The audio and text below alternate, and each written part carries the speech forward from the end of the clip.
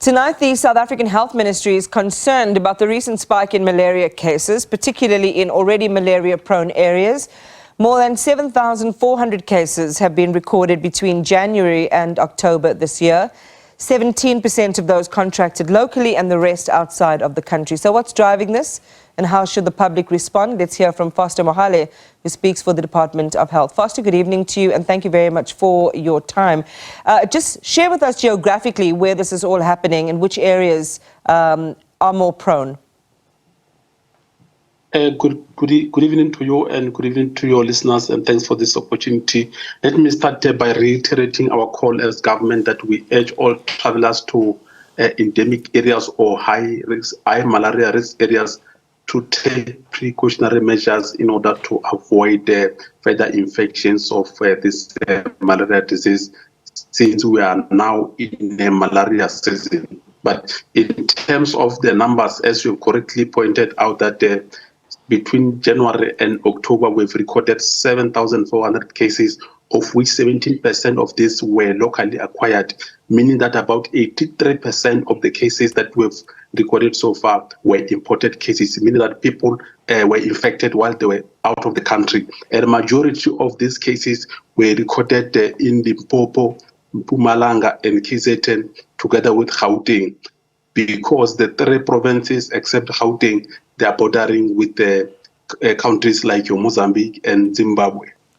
So what's driving malaria occurrences in Gauteng then?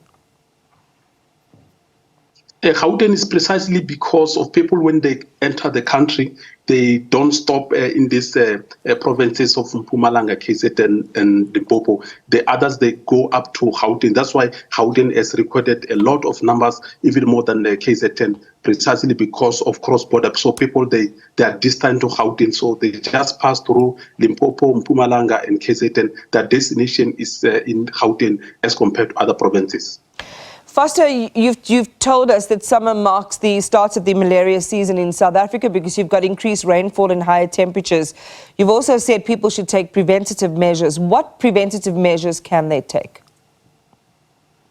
Look, firstly, we encourage people who are traveling, especially to these high malaria areas, to take an anti-malaria pill, which is accessible free of charge at our public health facilities, our clinics and hospitals. They can also access the same pill at what we call travelers clinic at a cost. They can also access this pill at a pharmacy or chemist without prescription. Secondly, we encourage people to use mosquito repellent and also discourage people from having activities, especially after sunset, and encourage people to say, please, let's try to close our windows every time during the sunset, in order to prevent malaria bite and also prevent malaria from entering our houses. So these are some of the preventative methods that we want to encourage our people, especially the pregnant mothers and the children under the age of 5. We say we discourage you from traveling to these areas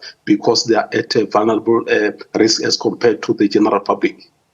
Given, as you say, Foster, that the numbers are increasing, you get a disproportionate number of people who possibly are travelling through malaria-prone areas coming into South Africa that bear the brunt of being infected. Do you get the sense that people just don't take malaria that seriously when they're travelling to, potentially to malaria-prone countries? They're not taking the precautions, as you say, the medication that is available and as you've just mentioned, free of charge at public healthcare facilities. Is there a kind of relaxed attitude around this? No, definitely people, we try by all means to intensify the message to say, please, must treat malaria just like any other disease. That's why today we've recorded almost 66 deaths, meaning that the number might increase unless people heed our call. So we want to appeal also to those who experience malaria-like symptoms. We talk of headache, fever, chills, joint and muscle pains, to say, please, don't waste time. As soon as you experience these signs and symptoms, go to your nearest health facility for medical attention so that they're able to run the test to check if you are not suffering from any other conditions. Because what we have noted is that people, they present late at our health facility instead of heeding out to our call to say, please, early detection saves lives. So we encourage anyone who experience any of these signs and symptoms to say, please don't take them lightly. Just go to your nearest health facility. You lose nothing. Unlike you wait until it's too late, then it's going to also affect the treatment. Because malaria is curable, right? If you come in early enough, you can be cured. Can you repeat your question? Because malaria is curable, Foster.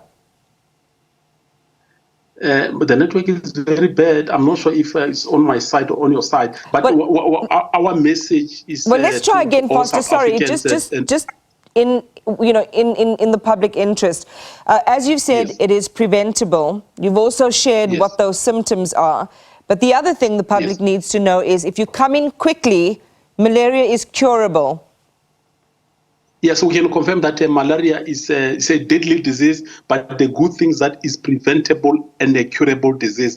But the curability of the disease, it depends on how soon people present themselves to the nearest clinic. Hence, we always say early detection saves lives. So the sooner you present yourself to the nearest clinic or hospital, the more the treatment is effective.